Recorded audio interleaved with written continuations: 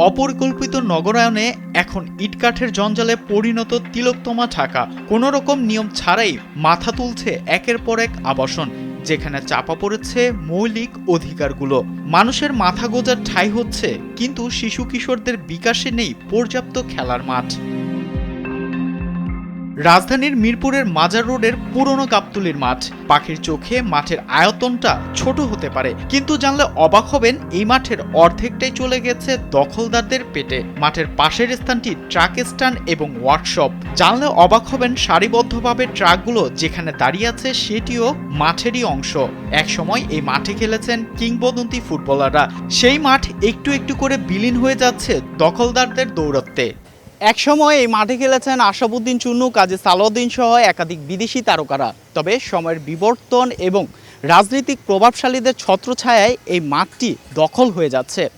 স্থানীয় এবং স্কুল প্রশাসনের দাবি এই মাঠটি পুনরুদ্ধার করে উপযুক্ত পরিবেশ তৈরি করা। প্রায় ১০৮ বছর আগে মিরপুরের জমিদার প্রয়াত মুন্সি লাল মিয়া ঐতিহ্যবাহী মিরপুর সিদ্ধান্ত হাই স্কুলকে ১.৭ একর আয়তনে এই মাঠটি ওয়াকফ করে গিয়েছেন, যার সব দলিল রয়েছে বিদ্যালয়ের কর্তৃপক্ষের কাছে। তবুও করোনার মহামারীর সময় রাজনৈতিক প্রভাব খাটিয়ে দখল করে নেওয়া হয় মাঠের একাংশ। এলাকাবাসী মাঠ দখলমুক্ত করতে চাইলেও মামলার কারণে তা আর হয়নি। ২০২৫-এ প্রভাবশালীদের দায়ের করা দেওয়ানি মোকদ্দমার কারণে দখলমুক্ত হয়নি মাঠের একাংশ। আদালতে বিষয়টি নিষ্পত্তি হওয়া পর্যন্ত ঝুলে থাকবে স্থানীয় শিশু কিশোরদের সুস্থ ক্রীড়া চর্চার স্থান। ৫ই আগস্টের পর আমরা এতটুকু মাঠ উদ্ধার করতে পারছি এই পর্যন্ত। আমরা 50% উদ্ধার করতে পারি, 50% আমরা পারতেছি না। বিভিন্নভাবে ওনারা আমাদেরকে নাজেহাল করেছে, হুমকি দিচ্ছে, বিভিন্ন বাহিনী হুমকি দিচ্ছে, ওনারা নিজেরা হুমকি দিচ্ছে। যেই পরিবারটা এই মাঠটাকে দখল করে রাখছে তারা সামাজিকভাবে রাজনৈতিকভাবে মোটামুটি এলাকায় প্রভাবশালী। তো তারা বিভিন্নভাবে বিভিন্ন জনের মাধ্যমে বিভিন্ন গোষ্ঠীর মাধ্যমে আমাদেরকে তারা আমাদেরকে সমঝোতার মাধ্যমে বোঝানোর চেষ্টা করছে। পরবর্তীতে বিভিন্ন হুমকি ধামকি দেওয়া হয়েছে। ৩৭১ নম্বর দাগ, ৩৭১ তো এটা দানকৃত, এটা সম্পত্তি, এটা কি আবার তার হয়?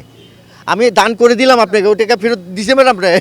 জনাব আমিনুল ভাইয়ের কাছে আমাদের বিনীত আবেদন যে প্রতিটা স্কুলের ছাত্রছাত্রী, যে ১০ নং ওয়ার্ড ভিত্তিক যে সকল স্কুলগুলো আছে, এসব ছাত্রছাত্রী যাতে এখানে এসে প্রতিনিয়ত খেলাধুলা করতে পারে। আমরা একটু করে গুছায় আনি, এরা এই দিয়ে হুমকি দেয়, একে দিয়ে হুমকি দেয়, এই করে আবার ওইটাকে শেষ করে ফেলে। এই করতে করতে প্রায় ২০টা বছর চলেই গেল।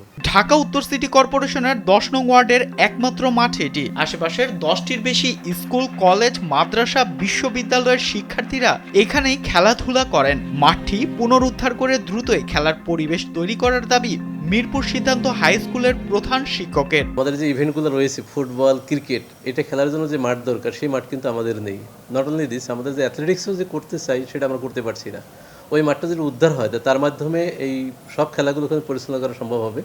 আমি মাননীয় ক্রীড়া প্রতিমন্ত্রী মহোদয়ের মাধ্যমে মাননীয় প্রধানমন্ত্রীর সহযোগিতা কামনা করছি। তার সরকারের একটি ডিজায়ার রয়েছে যে মাঠ উদ্ধার করা, নতুন মাঠ তৈরি করা। এক্ষেত্রে এই মাঠটি খুব গুরুত্বপূর্ণ ভূমিকা পালন করবে। আমরা সবিনয় অনুরোধ করতে চাই যেন অবিলম্বে মাননীয় ক্রীড়া প্রতিমন্ত্রীর মাধ্যমে এই মাঠটি উদ্ধার হয়ে আমাদের জন্য, মহল্লাবাসীর জন্য, এলাকার সবার জন্য এটা ব্যবস্থা করা হয়। মাঠটি রক্ষা করতে ইতিমধ্যে দৃষ্টি আকর্ষণ করা হয়েছে যুব ও ক্রীড়া প্রতিমন্ত্রী আমিনুল হকের। ফারদিন সাজু, দেশ টিভি, ঢাকা।